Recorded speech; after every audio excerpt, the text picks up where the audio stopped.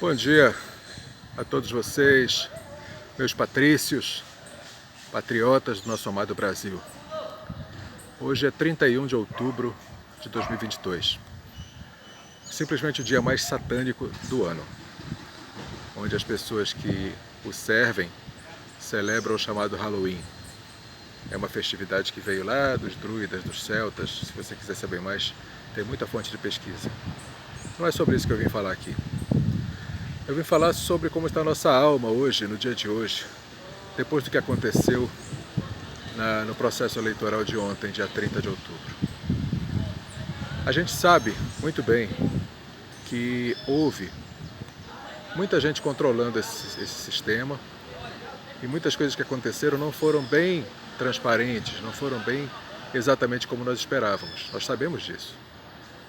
Mas infelizmente não há muito que nós possamos fazer nesse momento. Não há muito que alguém possa fazer nesse momento, exceto Deus. É nas mãos dele que eu deposito a minha confiança. Eu creio que hoje nós estamos sentindo como os apóstolos se sentiram quando Pilatos chegou na frente da multidão e disse para escolherem entre Jesus e Barrabás. Me entenda bem, eu não estou querendo comparar o nosso Senhor Jesus com quem quer que seja, muito menos com um político. Não é isso que eu quero fazer. Eu não estou comparando as pessoas, estou comparando a atitude das pessoas, a atitude do povo, a atitude de quem votou. Não as pessoas que estavam sendo votadas, que a gente sabe que o Senhor Jesus não tem comparação. Mas quando Pilatos colocou Jesus e Barrabás na frente do povo e perguntou quem ele deveria condenar, quem ele poderia libertar, já que era Páscoa e que era costume dos judeus que o prisioneiro fosse libertado, o povo escolheu Barrabás.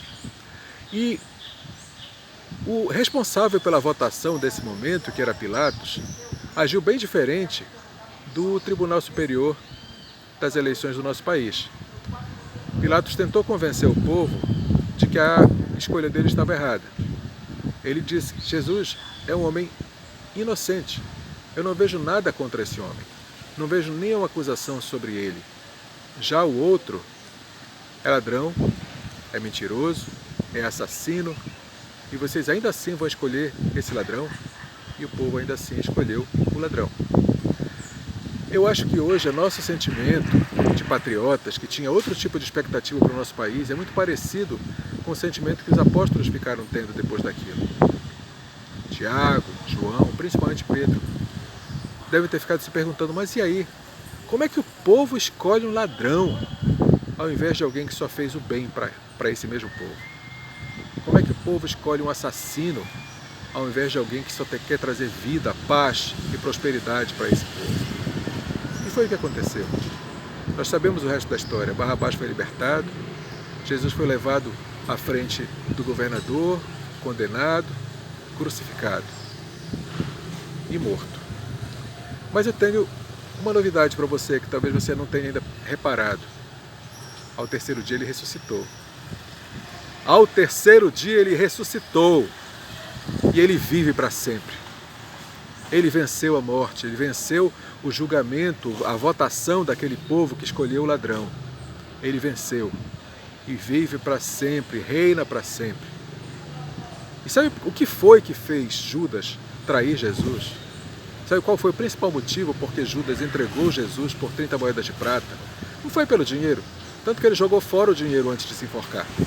Ele podia muito bem ter ficado rico, vivo, aproveitando as moedas de prata, mas não, ele jogou fora o dinheiro e se enforcou. O motivo por que Jesus fez aquilo, aliás, corrigindo, o motivo por que Judas fez aquilo e traiu Jesus foi o imediatismo. Judas era imediatista. Judas era um homem que já tinha seguido outros messias, outros falsos messias que tinham aparecido antes do verdadeiro Messias, que é Jesus. E ele sempre esperou por um revolucionário. Judas esperava alguém que fosse liderar um exército contra Roma e libertar o povo de Israel do jugo de Roma. E Jesus disse claramente, eu não vim para fazer isso, eu não vim para libertar vocês de um jugo político, eu vim para libertar o espírito de vocês para a salvação eterna e sair da perdição eterna. Foi isso que Jesus veio fazer. Judas queria uma coisa imediata, Jesus queria uma coisa eterna, permanente. E pelo imediatismo de Judas, ele traiu aquele que tinha sido mestre dele durante 3 anos. Se enforcou, morreu.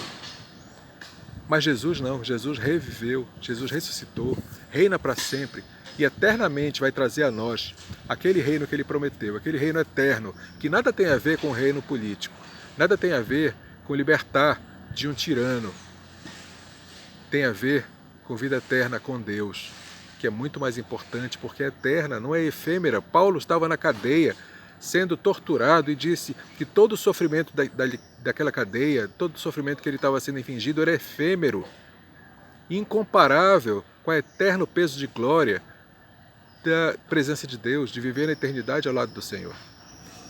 Então, vamos deixar de imediatismo, gente. Vamos tentar não agir como Judas e agir mais como Jesus. Saber que para nós resta o eterno peso de glória. Leia-nos o Salmo 73. O Salmo 73, o salmista começa dizendo que ele ficou olhando para a prosperidade dos maus, para a vitória aparente dos maus, e ficou abalado por isso e quase caía da sua fé, quase tropeçava na sua fé. Mas depois ele viu o fim de cada um. Ele viu que os maus já tinham chegado ao ápice do que eles podiam conquistar, e depois para eles era só ladeira abaixo, era perdição e perdição eterna. Mas aquele que é justo, por mais que aparentemente hoje esteja em situação pior, no fim vai ter salvação eterna, vai ter eternidade ao lado de Deus, e os maus vão estar longe dali. Então vamos nos manter focados no que realmente é importante. Mas houve uma coisa muito importante nisso tudo que aconteceu. A igreja se uniu, como nunca antes no Brasil. A igreja, seja qual for a cor da sua denominação, seja qual for a placa da sua porta, seja católico, universal, assembleia, quadrangular, batista, seja qual for, a igreja se uniu. E essa unidade é muito importante. A unidade é fundamental, é fortíssima, é poderosíssima. E que a igreja não deixe que essa unidade se perca nunca mais. Vamos nos manter fortes, vamos nos manter unidos, vamos nos manter confiantes e caminhando em direção à vitória, porque essa aparente derrota de agora é só uma batalha, mas não é a guerra. A guerra não terminou. Na verdade, a guerra mal começou. E não vai ser por causa de uma batalha que nós vamos baixar a nossa guarda e nos declarar derrotados. O Brasil não está de luto, o Brasil não morreu, o Brasil não foi sepultado. O Brasil sofreu sim uma ferida, assim como Deus tocou na coxa de Jacó, feriu Jacó na coxa, para que Jacó a partir dali fosse transformado, tivesse seu nome transformado para Israel, vencedor com Deus, e a partir dali fosse uma pessoa próspera e deixasse de ser Jacó, o enganador, e passasse a ser Israel, vencedor com Deus. Nós podemos ter sido feridos na coxa agora, mas no final nós vamos gerar as 12 tribos que vão trazer bênção para toda a humanidade, assim como aconteceu com Jacó e seus 12 filhos. Israel, o vencedor com Deus. Brasil é herança eterna de Israel. Brasil é Israel espiritual de Deus e vai ser bênção para todas as nações. Ainda vamos ser, independente do que acontecer no meio do caminho, independente dos acidentes de percurso. A vitória é nossa porque Deus está junto conosco, nos levando a essa vitória. Creia nisso, não baixe sua guarda, não perca sua fé, não entregue seus pontos. Continue firme e confiante, orando, jejuando, clamando e acreditando que realmente a vitória é nossa e que o Brasil, se ainda não é, mas será, profeticamente declaramos que é, do Senhor Jesus. Amém? Não esmoreça, não desanime, não deixe escapar aquilo que foi tão duro de conquistar, a unidade e a fé. Vamos nos manter assim. Beleza? Em nome de Jesus, nós somos mais que vencedores.